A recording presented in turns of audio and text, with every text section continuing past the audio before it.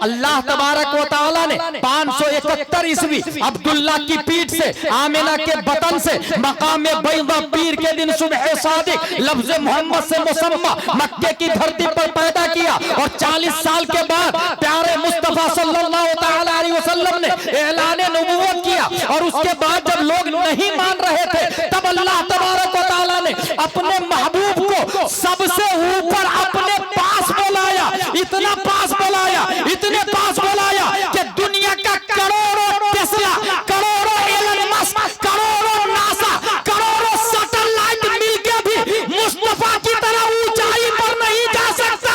इसलिए जितना information data मेरे मुस्तफा के पास है, कयामत तक किसी के पास हमारे नबी सल्लल्लाहु अलैहि वसल्लम।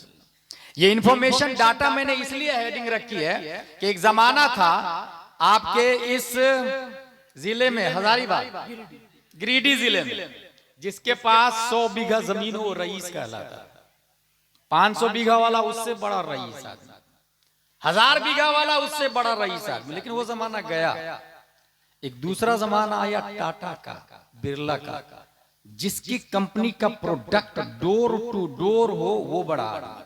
लेकिन अभी इस वक्त वो जमाना भी गया। अब जमीन की लड़ाई नहीं चल रही, स्पेस की लड़ाई चल रही। Carbon, oxygen, hydrogen, nitrogen, phosphorus space में पैदा करने की तैयारी चल रही है।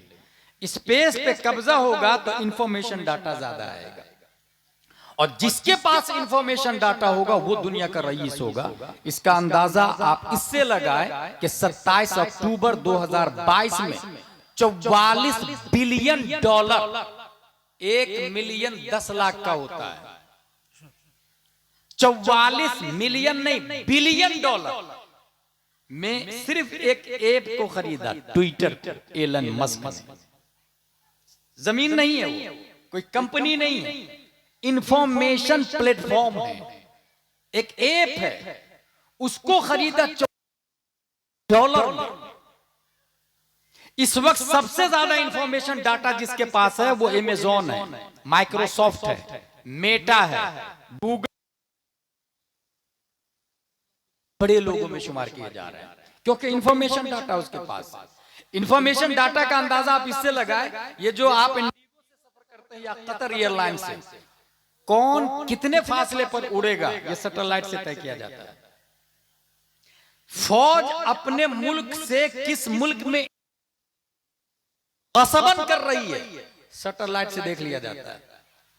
तूफान की रफ्तार कितनी है और कौन गांव को उड़ाने वाला है, वक्त से पहले सैटेलाइट से आगाह कर दिया जाता है।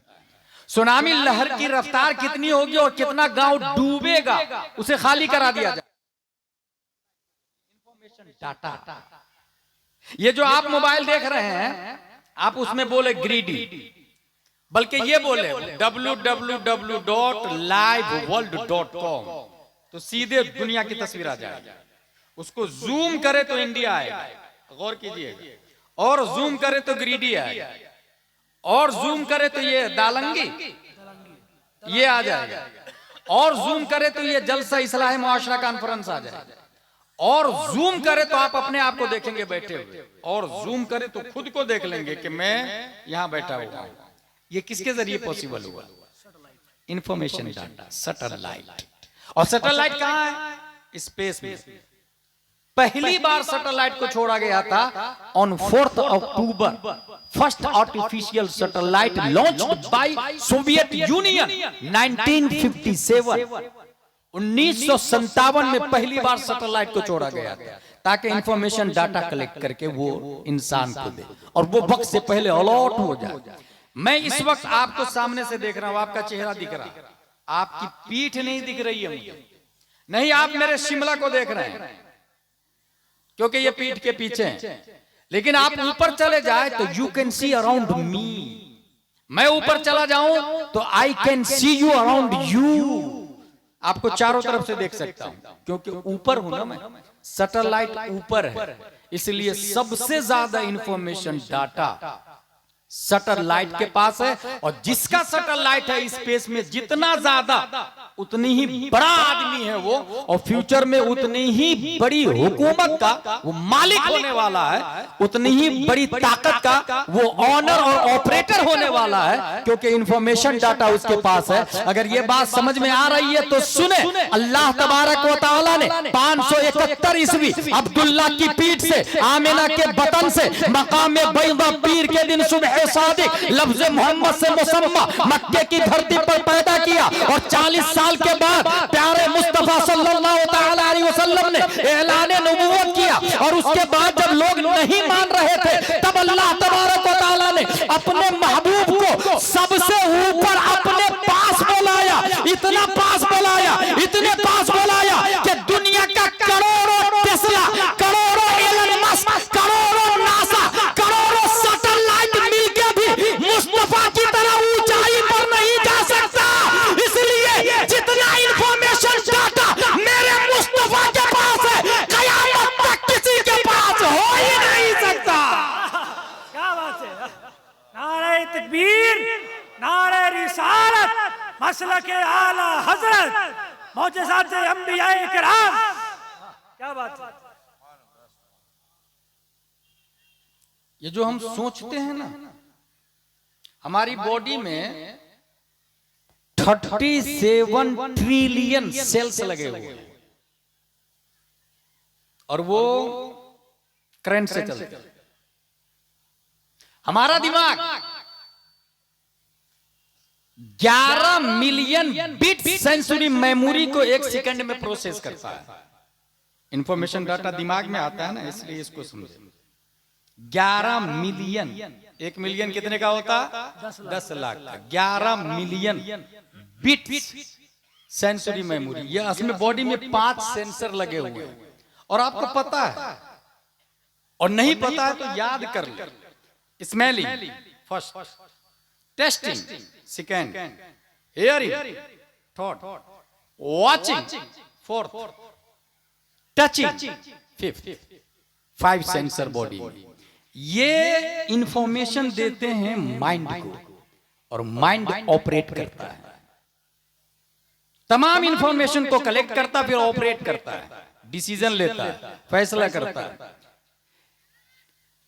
11 मिलियन बिट एक सेकंड में हमारा दिमाग सेंसरी मेमोरी को प्रोसेस करता है। एक बिट ये इंफॉर्मेशन को नापने, जैसे ट्रक नापने का अलग पैमाना है, सोना नापने का अलग है, इंफॉर्मेशन नापने का अलग है। इंफॉर्मेशन नापने के सबसे छोटे पैमाने को बिट कहा जाता है। 8 बिट का एक बाइट बनता है, 1000 बाइट का एक केबी बनता है, किलो बाइट। 1000 केबी का एक एमबी बनता है, मेगाबाइट। 1000 एमबी का एक जीबी बनता है, गीगाबाइट। 1000 जीबी का एक टीबी बनता है, टेराबाइट। 1000 टीबी का एक पीबी बनता है, पेटाबाइट। 2.5 पीबी डाटा हर इंसान का दिमाग स्टोर कर सकता है। यह अल्लाह की तरफ से दी हुई ताकत है। 2.5 पीबी डाटा हमारा दिमाग स्टोर कर सकता है। पूरा कुरान चंद केबी में आ जाता है। जो लोग मोबाइल चलाते, कंप्यूटर चलाते, उनको पता होगा, पूरे 30 पारे चंद केबी में आ जाते हैं। 2.5 पीबी डाटा हमारा दिमाग स्टोर कर सकता है। जब ये आम इंसान के दिमाग की बात कर रहा हूं, कि जब हमारा दिमाग 2.5 पीबी डाटा को स्टोर कर सकता है, फिर मुस्तफा का दिमाग, क्या बात है, फिर हमारे नबी का दिमाग कितना डाटा स्टोर कर सकता है। इस हवाले से सिर्फ इतना ज़हन में रखें, दुनिया में आदम से लेकर कयामत तक जितने अंबिया और उलमा और सहाबा आए, और जितने साइंटिस्ट और नासा और एलन मस्क वाले आए, कयामत तक अभी कितने लोग हैं दुनिया में? 7.5 अरब लोग हैं। अरबों लोग मर चुके हैं आके, अरबों लोग पैदा होके मरने वाले हैं। इस वक्त 7.5 अरब है। इन जितने लोग आदम से लेकर कयामत तक है, इन सब लोगों की अक्ल पूरी दुनिया के रेगिस्तान से एक जर्रे रेत ले, उस एक जर्रे रेत को डिवाइड किया गया है तो सबकी अक्ल बनी है। सिर्फ एक जर्रे रेत को डिवाइड किया गया तो आदम से लेकर कयामत तक जितने इंसान है सबकी अक्ल बनी है। और सरापा रेगिस्तान अल्लाह ने मुस्तफा को अक्ल अता फरमा दी है। इन्नल्लाह तआला लम युअति जमीअन नास मिन बदाई दुनिया इला इंक़िज़ाइहा मिन अल-अक़्ल फी जंबि अक़्ली सल्लल्लाहु अलैहि वसल्लम इल्ला कहब्बत रमलिन मिन बैनि रिमालि दुनिया। हमारे नबी के डाटा इंफॉर्मेशन का इक्वल कोई कर ही नहीं सकता। अब एक दूसरी बात बताऊं, जिन लोगों ने कंप्यूटर देखा है उसमें एक होता है CPU। क्या फुल फॉर्म है भाई इसका? Central processing of unit. Correct, ये दिमाग होता है। अच्छा, इसके ऊपर एक छोटा सा फैन लगा हुआ होता है कूल करने के लिए, क्योंकि अगर वो गर्म हो जाए CPU तो डिसीजन सही नहीं ले पाता है। ऐसे ही 2.5 PB डाटा इंसान के माइंड में हो और इंसान का दिमाग गर्म हो तो फिर वो डिसीजन सही नहीं ले पाता है। गुस्सा में फैसला सही नहीं कर पाता है, अदावत में फैसला सही नहीं कर पाता है, जज्बात में फैसला सही नहीं कर पाता, इंतकाम में फैसला सही नहीं कर पाता, लड़ाई झगड़े में चूंकि गुस्से में रहता है इसलिए फैसला सही नहीं कर पाता। लेकिन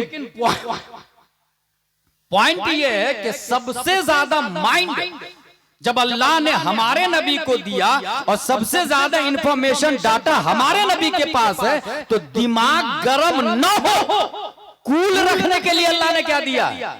अगर इस हवाले से जाते मुस्तफा का जायजा लेंगे तो अब्दुल्ला बिन हारिस की ये इबारत नजर आएगी। वो फरमाते हैं वल्लाही मा रअयतु अहदन अक्सर तबस्सुमन मिन रसूलिल्लाह सल्लल्लाहु तआला अलैहि वसल्लम। पूरी दुनिया में नबी से ज्यादा स्माइलिंग पर्सन मैंने देखा नहीं, नबी से ज्यादा मुस्कुराने वाला मैंने देखा नहीं। इंसान का माइंड कितने ही डाटा का मुतहम्मिल हो, इंफॉर्मेशन वहां हो और कितना ही गर्म हो जाए, अगर वो मुस्कुराता है तो उसकी अदावत मोहब्बत में बदल जाती है। क्या बात है। और स्माइलिंग पर्सन हमारे नबी सल्लल्लाहु ताला अलैहि वसल्लम। इसलिए कभी आप गुस्सा हो ना, एयर होस्टेस को जो लोग प्लेन पे चढ़ते हैं, एयर होस्टेस को देखा होगा, उसको 2-3 बात भी सुना देना फिर भी वो मुस्कुरा कर कहती है would you like anything sir. ये एक्टिंग है, ये रियल नहीं है, ये ट्रेंड है, ये आर्टिफिशियल है, ये सिखाया गया है, ये स्पिरिचुअल नहीं है, ये दिल से नहीं है। मगर हमारे नबी ने दिल से मुस्कुराना सिखाया है। हमारे नबी ने दिल से मुस्कुराना। बात ये समझ में आ गई कि हमारे नबी सल्लल्लाहु ताला अलैहि वसल्लम के पास सबसे ज्यादा इंफॉर्मेशन डाटा। अच्छा, आपने मोबाइल में देखा दुनिया को, जूम किया ग्रीडी आया, और जूम किया इस्लाह मुआशरा कॉन्फ्रेंस, और जूम किया खुद को पाया। ये जो आप खुद को देख रहे हैं इस बीच में 2 वास्ता है, मोबाइल और सैटेलाइट। ठीक है, और कहां देख रहे हैं आप? हथेली पर देख रहे हैं। नबी का जुमला सुने, 1400 साल पहले हमारे नबी फरमाते हैं इन्नल्लाह क़द रफ़अ ली अद-दुनिया फ़अना अनज़ुरु इलैहा व इला मा हुवा काइनुन इला यौमिल क़ियामह कअन्नमा अनज़ुरु इला कफ़्फ़ि हादिही। The world is clearly is I'm watching the palm of this hand। पूरी दुनिया को मैं ऐसे देख रहा हूं जैसे हथेली को देखता है कोई। हथेली में आप भी मोबाइल के जरिए दुनिया को देख रहे हैं, मगर हमारे नबी बगैर मोबाइल के हथेली में दुनिया को देख रहे हैं। दूसरा, आपको खुद को देखने के लिए जूम करना पड़ता है। नबी फरमाते अना अनजुरु, नबी जूम शुदा दुनिया को देख रहे हैं। जूम शुदा काबिल गौर है, हमें जूम करने की जरूरत पड़ती है, नबी को जूम करने की जरूरत नहीं पड़ती। नबी के पास सबसे ज्यादा इंफॉर्मेशन डाटा। इसकी एक दलील ये ले, हुजूर सल्लल्लाहु ताला अलैहि वसल्लम जब पैदा होते हैं गैब से आवाज आती है, एक बादल का टुकड़ा आया, नबी को छुपा लिया और गैब से आवाज आई मोहम्मद सल्लल्लाहु अलैहि वसल्लम को पूरी दुनिया की सैर कराई जाए। नबी ने पूरी दुनिया की सैर की है। और जाहिर सी बात है इंफॉर्मेशन जो आता है ना वो 2 चीजों से ज्यादा आता है, hearing, watching. Touching, smelling, testing, इससे कम इंफॉर्मेशन दिमाग के पास पहुंचता है। सबसे ज्यादा इंफॉर्मेशन कहां से पहुंचता? हियरिंग और वाचिंग। क्लास में टीचर की बात सुनते हैं, इंफॉर्मेशन आता कि नहीं आता? वाचिंग, देख करके, who is this, who is this, what is this, why is this, ये वाचिंग। ये 2 चीजों के जरिए इंफॉर्मेशन डाटा ज्यादा आता है। आपको हैरत होगी, हुजूर सल्लल्लाहु ताला अलैहि वसल्लम के सीने को जिब्रील अलैहिस्सलाम ने चाक किया, देखा सबसे खूबसूरत दिल है, और फिर फरमाया फीहे आइनान तबसुरान व उज़नान तस्माआन। मैंने नबी के सीने को चाक किया तो खूबसूरत दिल देखा, उस दिल में दो आंखें थी जो बंद नहीं खुली हुई देख रही थी, और दो कान भी लगे थे जो सुन रहे थे। अब बात समझ में आई, इंफॉर्मेशन डाटा का अहम जरिया आंख और कान है। हम लोगों के पास दो आंख है, दो कान है, मगर नबी के पास चार आंखें हैं, चार कान है। इसी वजह से मेरा दावा है, जितना इंफॉर्मेशन हमारे नबी के पास है उतना किसी और के पास नहीं है। जाहिरी नजर में तो समझ में नहीं आ रहा था कि नबी को चार आंखें क्यों है, नबी को चार कान क्यों है, मगर जब मैंने फॉर्च्यूनर वाले को देखा, ऑडी वाले को देखा, फरारी वाले को देखा, टोयोटा वाले को देखा, जब मैंने औरा वाले को देखा, स्कॉर्पियो वाले को देखा, वॉल्वो बस वाले को देखा, एक राइट में ग्लास लगा हुआ है, एक लेफ्ट में ग्लास लगा हुआ है, एक ऊपर ग्लास लगा हुआ है ड्राइवर के ऊपर लेफ्ट साइड में, जिससे पीछे वाले को देखता है, सामने बड़ा ग्लास है जिसे सामने वाले को देखता है। एक बस का ड्राइवर चार आंखों का मुतहम्मिल होता है, लेफ्ट वालों की जान बचाई जा सके इसलिए लेफ्ट वाली आंख से देखता है, राइट वालों की जान बचाई जा सके इसलिए राइट वाला ग्लास से देखता है, बैक वाले की जान बचाई जा सके इसलिए पीछे की तरफ देखता है, सामने वालों की जान बचाई जा सके इसलिए सामने के ग्लास से देखता है। उसकी रिस्पॉन्सिबिलिटी है, जितने लोग पैसेंजर हैं जो बस में बैठे हुए हैं उनकी जान की जिम्मेदारी उसके सर है, उनका मुहाफिज वो है, उसका प्रोटेक्टर वो है, उसका रिस्पॉन्सिबल वो है। अगर पैसेंजर मरता है उसकी वजह से तो जिम्मेदार वो होता है। बात समझ में आ गई, वो साइक है, वो हाकिम है, वो ड्राइवर है, तमाम पैसेंजरों के जान को हथेली में लेके चल रहा है, स्टीयरिंग और क्लच में लेके चल रहा है, जर्रा बराबर लग्जिश होती है, तमाम पैसेंजरों की जान खतरे में पड़ जाएगी। अगर ये बात समझ में आ गई तो सुने, we are passenger, we are travelling, we are on the way, we are on the highway, Islamic highway पे हम लोग जर्नी कर रहे हैं, और अल्लाह तबारक व तआला ने पूरी दुनिया का हाकिम मुस्तफा को बनाया है। सिर्फ मक्का चलाने के लिए मुस्तफा नहीं, मदीना चलाने के लिए मुस्तफा नहीं, बल्कि अल्लाह ने पूरी दुनिया चलाने के लिए पैदा किया। इसलिए अगर नबी के सर की आंखें सो भी जाए तो दिल की आंखें से निजामे दुनिया चलाते हैं, ऑपरेट करते हैं। ये मैं नहीं कहा, बरेली के कलंदर अच्छे रजा, प्यारे रजा, आशिक रजा, फाजिल रजा, अल्लाह की रजा, सहाबा की रजा, तमाम साइंसदानों के बाप इमाम अहमद रजा खां फाजिल बरेलवी इस मोमेंट की तर्जमानी करते हैं तो इरशाद फरमाते हैं, खालिक कुल ने आपको मालिक कुल बना दिया, दोनों जहां में आपका कब्जा व इख्तियार। नारे तकबीर, नारे रिसालत, मसलके आला हजरत, फैजाने हुजूर ताजु शरिया, नारे तकबीर। दूसरी दलील, आपने वो आयत सुनी होगी मेराज वाली आयत, सुब्हानल्लज़ी अस्रा बिअब्दिही लैलन मिनल मस्जिदिल हराम इलल मस्जिदिल अक़सल्लज़ी बारकना हौलहु लिनुरियहु मिन आयातिना इन्नहु हुवस समीउल बसीर। ये समीउ बसीर क्यों आया? हियरिंग, वाचिंग, वो देखता और सुनता है। इसमें एक बारीक हिकमत है कि अल्लाह ने इंफॉर्मेशन डाटा नबी को कैसे ज्यादा दिया। अगर आपके सामने से कोई इंसान 50 की स्पीड में गुजरे तो आप पहचान लेंगे, हु क्रॉस्ड मी, ये कौन गया। लेकिन 500 की स्पीड में गुजरे फिर आप नहीं पहचान पाएंगे, 1000 की स्पीड में गुजरे फिर आप और नहीं पहचान पाएंगे, हु क्रॉस्ड मी, कौन गया। नबी कितनी स्पीड से गए थे ऊपर।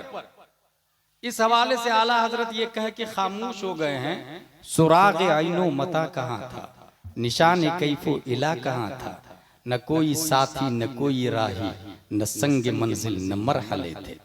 मगर आइंस्टाइन ने एक बात कही है, रोशनी की रफ्तार 1,86,000 मील पर सेकंड है। ये किसने कहा? आइंस्टाइन ने। इससे यह समझ में आ रहा है कि सबसे ज्यादा तेज रफ्तार रोशनी है और हमारे नबी वो नूर है जिसके सदके में सूरज चमक रहा, चांद चमक रहा। लिहाजा ये साबित हुआ कि नबी की रफ्तार 1,86,000 मील से ज्यादा थी पर सेकंड, नबी की रफ्तार। और जब इतनी रफ्तार से कोई गुजरे तो देखेगा नहीं, सुनेगा नहीं, कौन गया कौन आया, बाजू में कौन, लेफ्ट में कौन, बातें क्या कर रहे थे आपस में। अगर कोई 1,86,000 मील पर सेकंड की रफ्तार से गुजरे तो सुन पाएगा ये बाजू में कौन क्या बात कर रहा था? नहीं समझ पाएगा। अगर सुना भी तो समझ नहीं पाएगा, देख भी नहीं पाएगा, और देखा भी तो पहचान नहीं पाएगा कि कौन बैठा हुआ था। मगर ये जो इस आयत में समीउल बसीर का लफ्ज आया, मुफस्सिरीन का कहना है कि समीउल बसीर का लफ्ज इसलिए यहां पर आया कि अल्लाह ने नबी को इतनी रफ्तार देने के बावजूद अपनी अता से देखने और सुनने वाला बनाया है। इस रफ्तारी के आलम में भी नबी देखते हुए जा रहे थे और सुनते हुए जा रहे थे। इसलिए हमारे नबी के पास जितना इंफॉर्मेशन डाटा उतना दुनिया के किसी एलन मस्क के पास नहीं हो सकता है। ये एक दूसरी दलील है। अब तीसरी दलील कुरान शरीफ। जिस वक्त कुरान शरीफ से पहले और भी आसमानी किताब है। आप लोग को पता है आसमानी किताबें कितनी है? कॉमन सेंस बोलेगा 4 आसमानी किताबें, गलत। 104 आसमानी किताबें। कितनी किताबें हैं? 104। बड़ी किताबों को किताब कहा जाता, छोटी किताबों को सहीफा कहा जाता। जिस वक्त तौरात नाजिल हुई तो मूसा अलैहिस्सलाम ने कहा, ए अल्लाह, मेरी उम्मत पढ़ेगी कैसे इतनी मोटी किताब? अल्लाह ताला ने फरमाया, मूसा, मैं इससे भी ज्यादा ज़ख़ीम किताब उतारने वाला हूं। मौला किस पर? फरमाया मोहम्मद सल्लल्लाहु अलैहि वसल्लम। मौला उनकी उम्मत पढ़ेगी कैसे?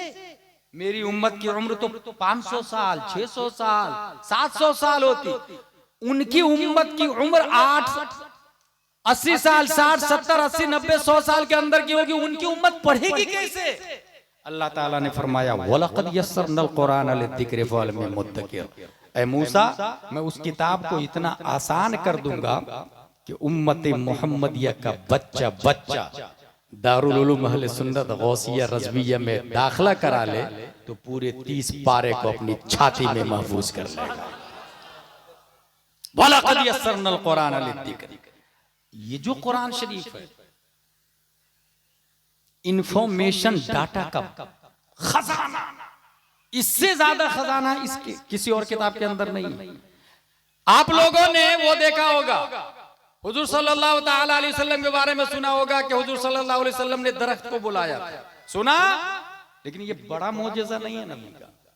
हुजूर सल्लल्लाहु अलैहि वसल्लम ने चांद को फाड़ा, ये बड़ा मोजेज़ा नहीं। नबी का सबसे बड़ा मोजेज़ा कुरान शरीफ है, सबसे बड़ा मोजेज़ा। ये तो हमारी कम नसीबी है कि एक बाबा को उधर बैठा दूं और एक बाबा को इधर बैठा दूं, और इधर वाले बाबा औरतों की लाइन लगी हुई, मर्दों की लाइन लगी हुई, तावीज लेने के लिए, पानी दम कराने के लिए। कोई शरारत करे तो माँ बहन की गाली देके भगा भी देता। कोई कहे कि 3 साल से मेरा बच्चा जिन्नात से परेशान है, वो तावीज भी देता। भीड़ लगी हुई।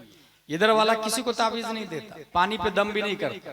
बस जब मुअज्जिन हय्या अलल फलाह कहता है वो मस्जिद चला जाता। पब्लिक किसको बड़ा बाबा माने? पब्लिक किसको वली मानती? पब्लिक किसके गिर्द भीड़ लगाती? पब्लिक किसको नजराना देती? उधर वाले। यही लॉजिक है। ये बहुत बड़ी कम नसीबी है मुसलमानों की, बहुत बड़ी कम नसीबी।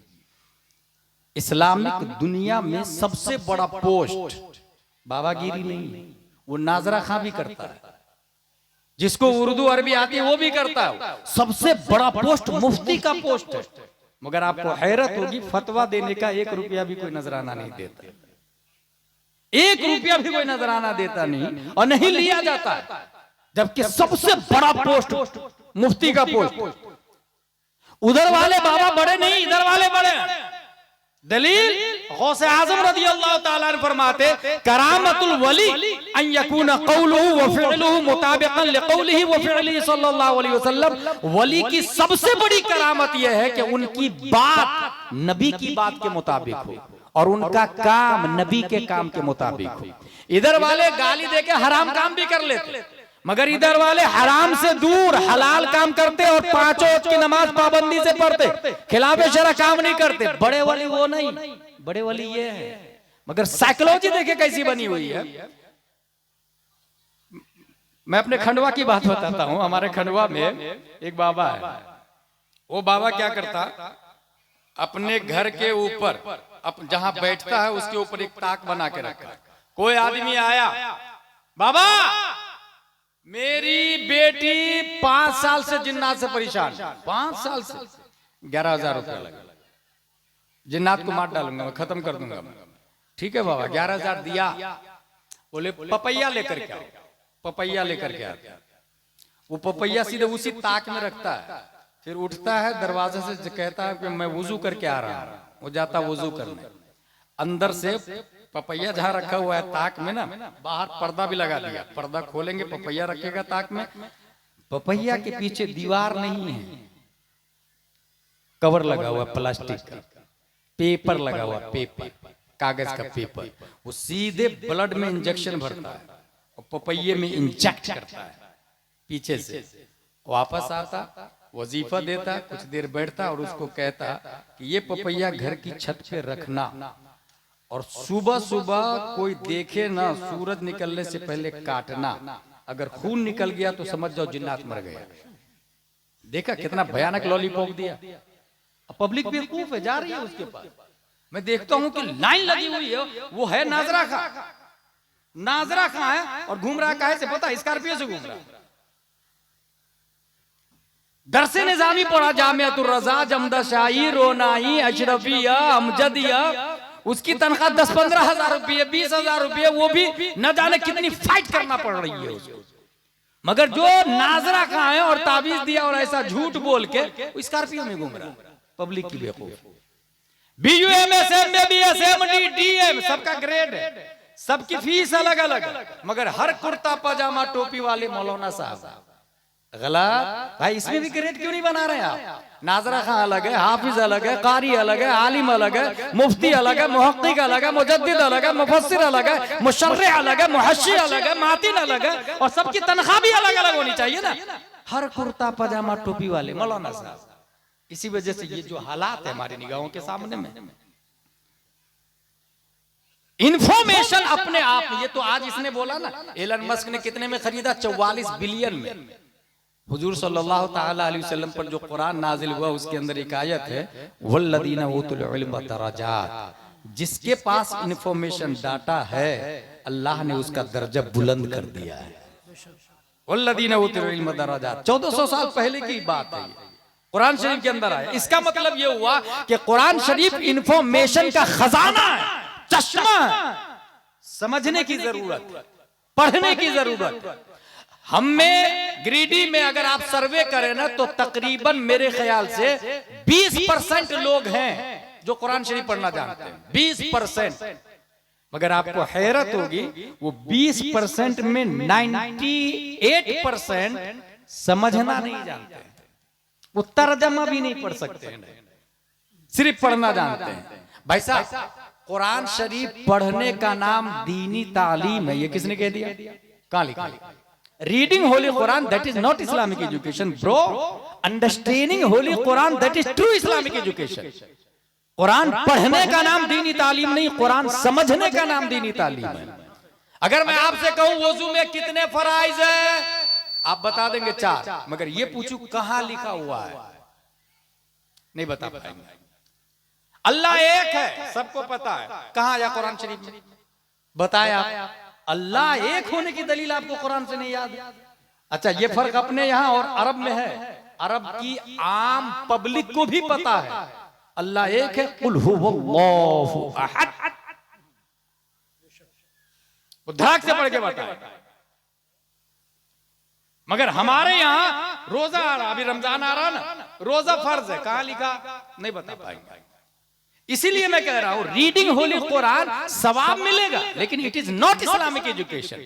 Understanding Holi Quran that is true Islamic education. पढ़ने का नाम दीनी तालीम नहीं। इसीलिए अपने आप में one sentence can change your life, मैंने कहा, तब्दीली लाए। कैसे लाएंगे? जब आप लड़की देखने के लिए जाए, पहली बार लड़की देखने के लिए आप ये करें कि भाई मेरा घर वेल सेटल है, मेरी लड़की, मेरा लड़का पढ़ा लिखा है, तो लड़की भी पढ़ी लिखी देखना, यही कहते हैं आप। सबसे पहले इसको चेंज करें। लड़की के लिए आप दामाद ढूंढना हो तो किसी घर में मत जाए। पूरी दुनिया में सबसे अच्छा घर कौन सा घर है? पूरी दुनिया की बात कर रहा हूं, आपकी गिरिडीह में भी है, ऐसा नहीं कि मैं कोई हवाई फायरिंग कर रहा हूं। गिरिडीह में सबसे अच्छा घर अल्लाह का घर है। दामाद सीधा मस्जिद में जाके ढूंढे, अपनी बेटी के लिए देखे कौन आ रहा, कौन आ रहा। जब कोई नजर आ जाए कि हाँ ये नौजवान है, 5 वक्त की नमाज पाबंदी से कर रहा, भाई तू ही मेरी बेटी से शादी करेगा। और ऐसा नहीं कि ये इम्पॉसिबल है, बल्कि हुआ, नेक लोग करते हैं। एक नेक साहब ने कहा मस्जिद के एक नमाजी से, आप ही मेरी बेटी से शादी करेंगे? वो नौजवान का, हुजूर मेरे पास तो कुछ भी नहीं है।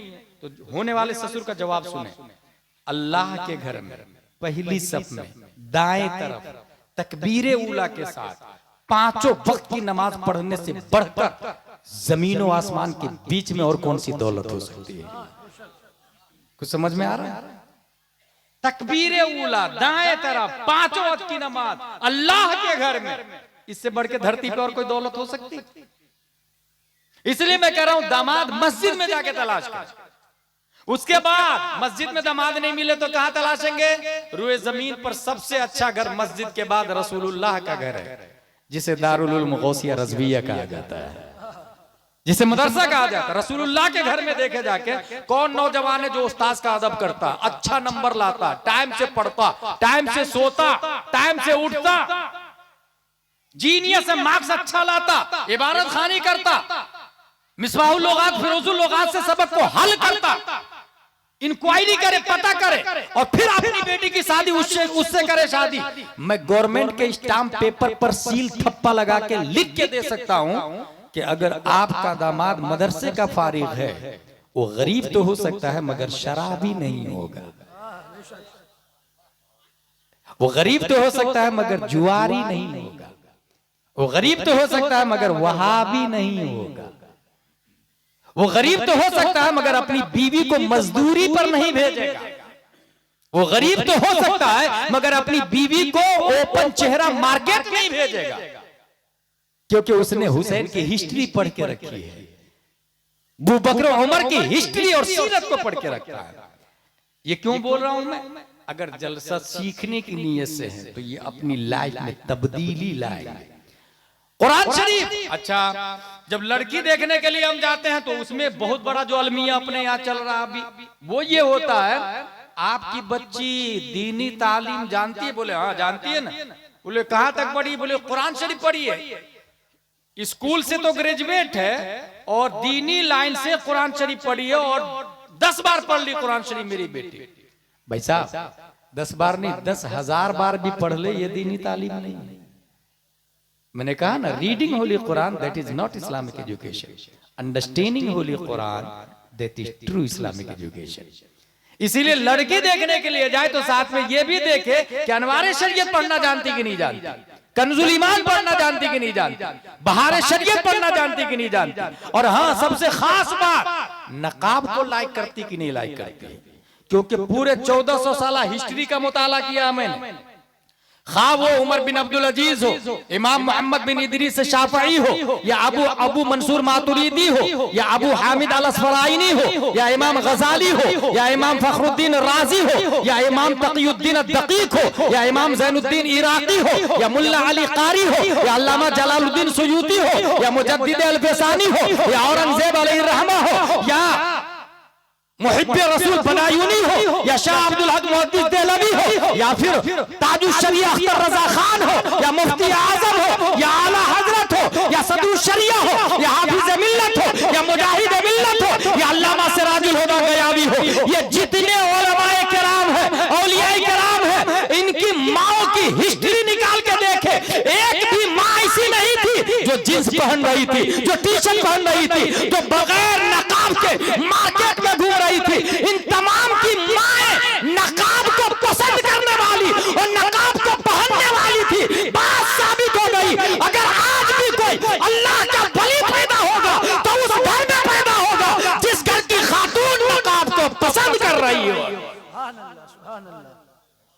ये एक बुनियादी बात थी।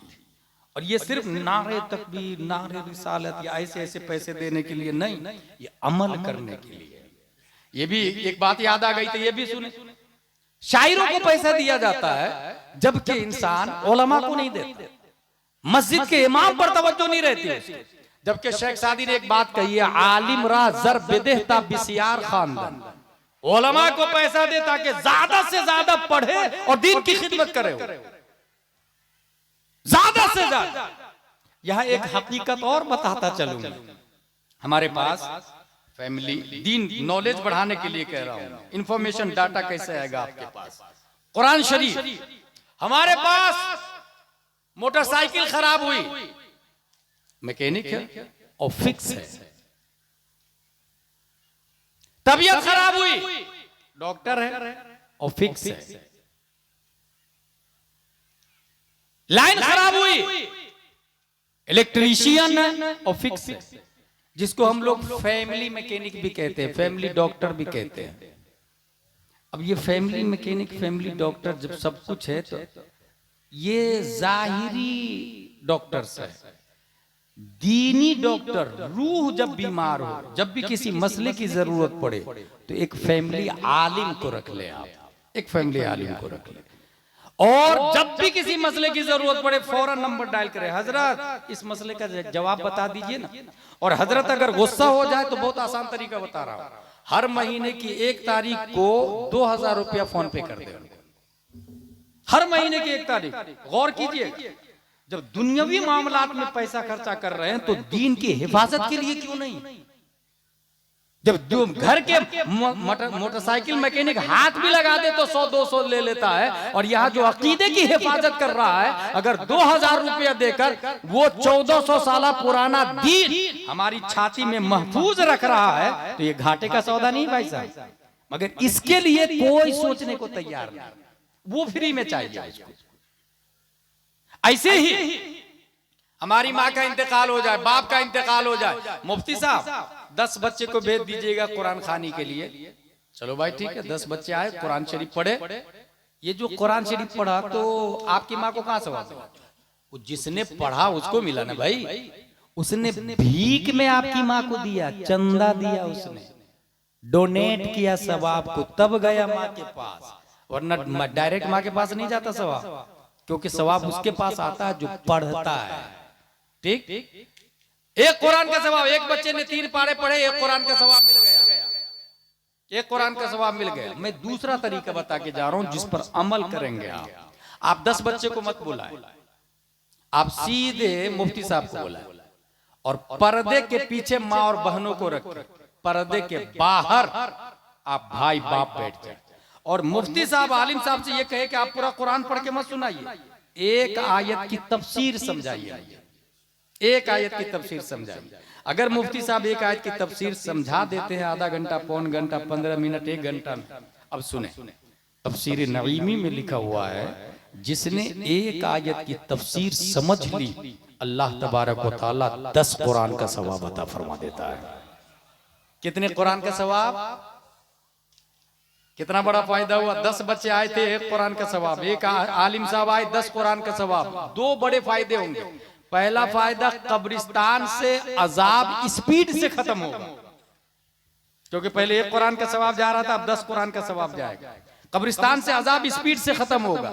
और दूसरा फायदा, आबादी से जहालत स्पीड से खत्म हो जाएगी, क्योंकि एक आयत की तफसीर आपने समझ ली तो एक आयत का आप आलिम बन गए, एक आयत का इल्म आ गया आपके पास, एक आयत की तफसीर आ गई आपके पास। और इसी तरीके से धीरे धीरे धीरे आपके पास तफसीर आती चली जाएगी, इल्म आता चला जाएगा। अब काबिल गौर ये है कि जिस घर में आलिम साहब की आमदो रफ्त होती है, दुरूद शरीफ पढ़े, अल्लाहुम्मा सल्ली अला सय्यदना व मौलाना मुहम्मद व आलिहि व सहबी बारिक वसल्लम, सलातु व सलाम अलैका या रसूल अल्लाह। एक आयत की तफसीर समझा दी। अब जिस घर में आलिम साहब की आमदो रफ्त होती है महीने में 1 बार, 2 महीने में 1 बार, उस घर की बच्चियां कभी काफिर के साथ भाग के शादी नहीं करती है। ये जो अभी तकरीबन 10 लाख मुस्लिम बच्चियां काफिर हो गई है, मुर्तद हो गई है, वो हमारी बच्चियां थी भाई साहब।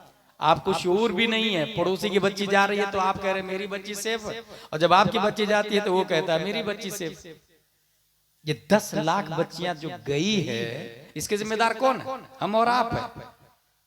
जिस घर में उलमा की आमदोरफ्त होती है तफसीर के लिए, नसीहत के लिए, वाज के लिए, उसकी बच्चियां कभी काफिर के साथ भाग के नहीं शादी करती।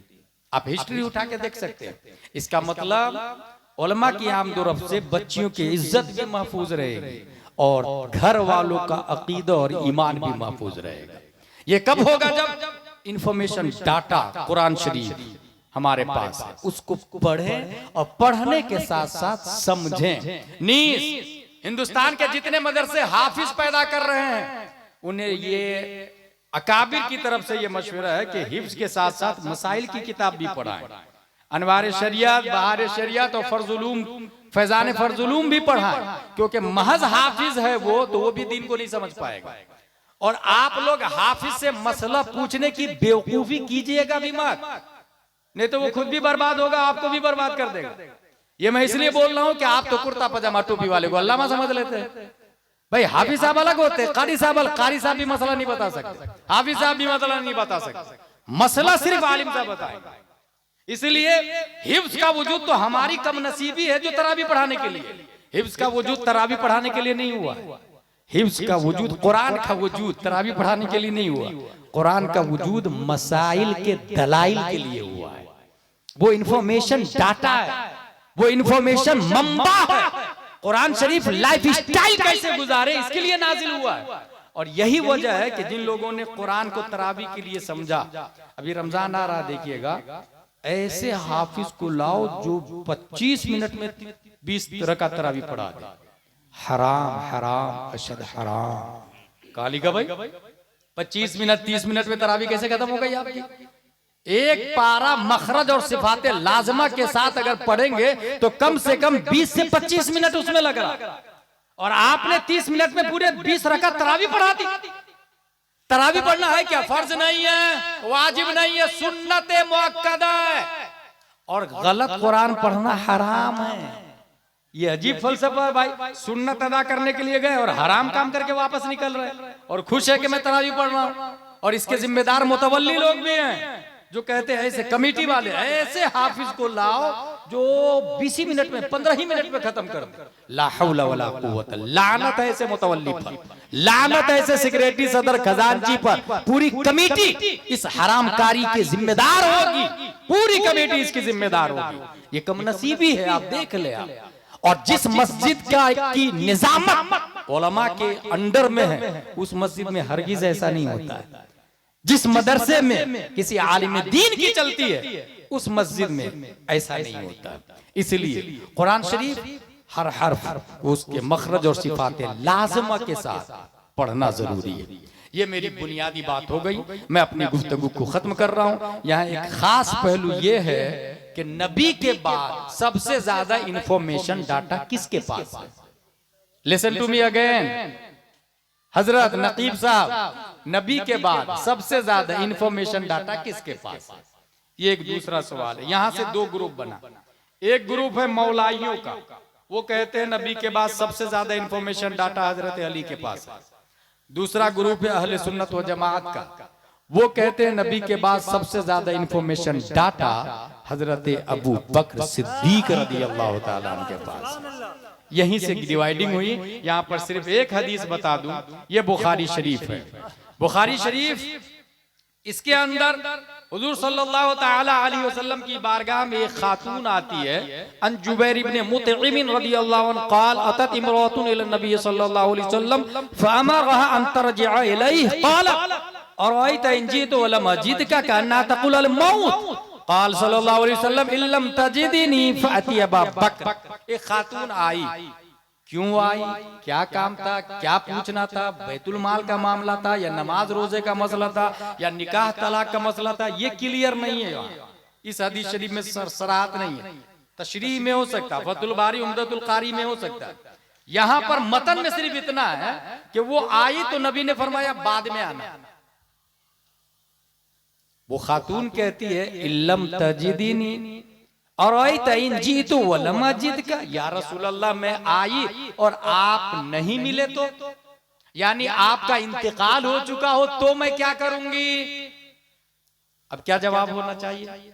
हुजूर सल्लल्लाहु अलैहि वसल्लम फरमाते हैं इल्लम तजिदीनी फाती अबू बकर, अगर मैं न मिलूं तो अबू बकर के पास आ जाना।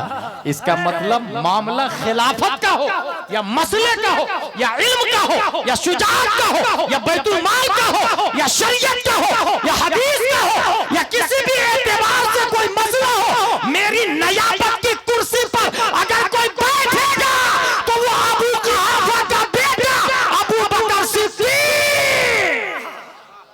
नारे तकबीर, नारे रिसालत, बादल अंबिया अफजलुल बशर, सिद्दीक अकबर, नारे रिसालत। वाह क्या बात। जबकि दूसरा ग्रुप क्या करा, नहीं हजरत अली रज़ियल्लाहु ताला अन्हु नबी के बाद सबसे अफजल। अच्छा, इसमें कुछ खानकाह भी गिरफ्तार हो गई, कुछ डुप्लीकेट गुमराह सैयद भी दाखिल हो गए इसमें, सज्जद लोग भी दाखिल हो गए, उन्हें पता ही नहीं चल रहा। अब वो समझ रहे कि नहीं हम हजरत अली वाले हैं। भाई साहब, हजरत अली वाला वो हो ही नहीं सकता जो अबू बकर वाला नहीं है। हजरत अली इसीलिए कहते हैं हजरत अली की मोहब्बत ओरिजिनल हम लोग करते हैं, क्योंकि हम हजरत अबू बकर से भी करते हैं और अली की मोहब्बत नबी तक मुतअद्दी वसातत अबू बकर से हो। अबू बकर की तौहीन करने की बुनियाद पर, अबू बकर की शान में तबर्राई करने की बुनियाद पर वो हरगिज नबी तक नहीं पहुंच सकता। एक और मसला आपके सामने ये लोग देंगे, दूसरा ग्रुप बताया ना जो ये कह रहे हैं कि हजरत अली पहले नंबर पर है। वो ये कह रहे हैं कि हसन हुसैन ये नबी के जुज है और अबू बकर उमर ये वजीर है। तो जुज का मर्तबा बड़ा होता है या वजीर का मर्तबा बड़ा होता है? सही साहब आ रहे हैं क्या? हाँ, तो नारा लगा लेते हैं खड़े होकर। ले नकीब सब नारा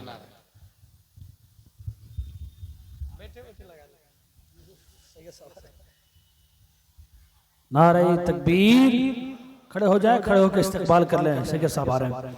नारे तकबीर, नारे रिसालत, औलादे गौसे आजम हुजूर सैयद मुकीमुर रहमान साहब क़िबला, उलमाए अहले सुन्नत, फैज़ान हुजूर ताजु शरिया, नारे तकबीर, नारे रिसालत, हुजूर सैयद मुकीमुर रहमान साहब क़िबला, औलादे गौसे आजम, आले रसूल, बाग़े ज़हरा के फूल, नारे तकबीर, नारे रिसालत, उलमाए अहले सुन्नत, फैज़ान हुजूर ताजु शरिया, हुजूर सैयद मुकीमुर रहमान साहब क़िबला, नारे तकबीर, नारे रिसालत। लाख लाख शुक्र है। वलदुन मिन औलाद रसूलिल्लाह सल्लल्लाहु अलैहि वसल्लम अस्सय्यिद अश-शेख अल-आलिम अल-फाज़िल अल-मुहतरम अल-मुकर्रम अल-मुशर्रफ अल-मुफद्दल अल-मुअज़्ज़म मुक़ीमुर रहमान दामज़िल्लु अलैना हमारी निगाहों के सामने जलवाबार। अल्लाह तबारक व तआला इनका साया अवाम अहले सुन्नत पर दराज फरमाए। सिर्फ और सिर्फ सैयद होने की वजह से भी काबिल ताज़ीम है और ये सैयद के साथ साथ आलिम भी, तो डबल काबिल ताज़ीम है। कोई भी सैयद हो, याद रखिएगा मसला, सिर्फ सियादत की बुनियाद पर काबिल ताज़ीम है, अमल की बुनियाद पर नहीं। जब तक काफिर ना हो जाए, और काफिर हो जाए तो फिर सिया रिश्ता ही खत्म, तो फिर ताज़ीम भी खत्म हो जाती है। यही वजह है कि नबी ने ये नहीं फरमाया कि मेरी औलाद वारिस अंबिया है, इतरती वरसतुल अंबिया नहीं आया, क्योंकि नबी ये इल्म गैब है ना नबी के पास। नबी जान रहे थे मेरी औलाद कुछ मौलाई हो जाएगी, कुछ राफजी हो जाएगी, कुछ शिया हो जाएगी, इसलिए नबी ने ये फरमाया ही। नबी ने कहा अल उलमा वरसतुल अंबिया, उलमा मेरे वारिस होंगे। और आलिम अगर पंडित का भी बेटा है, कलमा पढ़ा, इल्म दीन हासिल किया, मसलक पर मजबूती से कायम रहा, तो वो आशिकुर रहमान बन के बरेली का भी इमाम बन जाता है। आशिकुर रहमान बन के बरेली, आप लोग नहीं समझ रहे होंगे, हमारे उलमा समझ गए हैं, जो उलमा के करीब है वो लोग समझ गए होंगे इस बात को। बहरहाल मैं क्या कह रहा था, ये मौलाई नया लॉलीपॉप दे रहे हैं, कि हसन हुसैन जुज हैं, क्योंकि नबी के बेटे हैं, बेटी के बेटे हैं तो बेटे, और अबू बकर उमर वजीर है, तो बादशाह के नजदीक शहजादे का मर्तबा बड़ा होता है या वजीर का मर्तबा बड़ा होता है? कॉमन सेंस बोलेगा शहजादे का मर्तबा बड़ा होता है। ये सवाल 110 साल पहले आला हजरत से पूछ लिया गया। अब देखिए सवाल कितना पुराना है, 1400 साल पुराना मामला है, 1400 साल पुराना केस है ना। अबू बकर, हजरत उमर, हसन हुसैन का मसला है, और 1400 साल के बाद में आला हजरत से पूछा जा रहा है। आला हजरत रज़ियल्लाहु ताला अन्हु का जवाब सुने। वो कहते हैं अगर जुज़वी फजीलत की बात है तो ये सही है, और अगर जुज होने की वजह से कुल्ली फजीलत दिया अबू बकर उमर पर तो ये गुमराही है, और उसका अकीदा बातिल बातिल बातिल, तौबा करना फौरन फर्ज। अब दलील देखिए आला हजरत क्या देते हैं। ऐसे तो तकरीबन 7 दलीलें दी आला हजरत ने, मैं एक बहुत बड़ी दलील देने जा रहा हूं। आला हजरत फरमाते हैं अगर जुज होना मूजिबे मर्तबा इंदल्लाह हो तो आज जितने सैयद है, जितने सैयद है, सैयद साहब भी सैयद है, जितने सैयद है ये भी नबी के जुज है किसी न किसी दर्जे में, तो लाजिम आएगा कि आज के सैयद भी अबू बकर उमर से अफजल वाला है। मगर कोई सैयद ये बोलता मैं अबू बकर से अफजल हूं, तो जुज होने की बुनियाद पर अफजलियत का कायदा कुल्लिया होता तो कयामत तक हर सैयद का अबू बकर से अफजल होना लाजिम आता। मगर ऐसा नहीं है, और ऐसा नहीं है ये आला हजरत नहीं कह रहे, बल्कि 80 हिजरी में कूफा में पैदा होने वाले इमाम आजम से पूछा गया सुन्नी किसको कहते हैं? कहा फजीलतुश शेखैन, पूरी दुनिया में नबियों के बाद सबसे अफजल अबू बकर को माने, उमर को माने, वो ओरिजिनल सुन्नी सही अकीदा है। आला हजरत एक और दलील देते हैं, अबू बकर उमर ये ससुर है नबी के, और उस्मान और अली ये नबी के दामाद है। ससुर को अरबी में सहरैन कहते हैं और दामाद को खतनैन कहते हैं। ये दोनों ससुर है सहरैन नबी, ये दोनों दामाद है खतनैन नबी। तो नबी के करीब, ससुर के करीब, ससुर होता है या दामाद होता है? अगर जुज़इयत का कायदा कुल्लिया हो तो दामाद ससुर के ज्यादा करीब होना चाहिए। क्यों? क्योंकि नबी का जुज इनके पास है ना। नबी की बेटी हजरत उस्मान के बाद हजरत अली के पास रज़ियल्लाहु अन्हुमा, तो इन दोनों का अफजल होना चाहिए अबू बकर उमर से, मगर ऐसा नहीं है। इसी वजह से ये कायदा के जुज़इयत मूजिबे मर्तबा इंदल्लाह है, ये बातिल बातिल बातिल कुल्ली एतबार से अगर कोई अकीदा रखता है, जुज़वी फजीलत के हामिल जरूर है, कुल्ली एतबार से कोई अकीदा रखता है तो ये हरगिज हरगिज अहले सुन्नत व जमात का अकीदा नहीं। अहले सुन्नत का अकीदा आला हजरत रज़ियल्लाहु ताला अन्हु सिर्फ वहाबियों का रद्द नहीं किए, वहाबियों से ज्यादा राफजियों और मौलाइयों का रद्द करके जा चुके हैं आला हजरत। आपको हैरत होगी, जाते जाते एक बेहतरीन निजाम दिया। आप इरशाद फरमाते हैं सानिस नहीं, यानी उस अफजलुल खल्क बादर रसूल सानिस नहीं ने हिजरत पे लाखों सलाम, और फिर फरमाते हैं हजरत अली के बारे में अव्वली दाफ़े अहले रिफ्ज़ो खुरूज, 4वीं रुकने मिल्लत पे लाखों सलाम, 4वीं रुकने मिल्लत पे लाखों सलाम। अल्लाह तबारक व तआला हम सबको कुरान शरीफ, हदीस शरीफ, फिक़्ह शरीफ, मसलक आला हजरत शरीफ पढ़ने, समझने, अमल करने की तौफीक अता फरमाए। मैंने शुरू में कहा था तकरीर असलन सैयद साहब की होगी, हम लोग यूं ही हैं, ज़िम्नन कुछ बातें मैंने बता दी। हजरत की बात को तवज्जो से सुनेंगे, और तवज्जो दी आपने तो 1 sentence can change your life, एक ही बात हमारी जिंदगी बदलने के लिए काफी होगी। ला इलाहा इल्लल्लाह मुहम्मदुर रसूलुल्लाह सल्लल्लाहु अलैहि वसल्लम।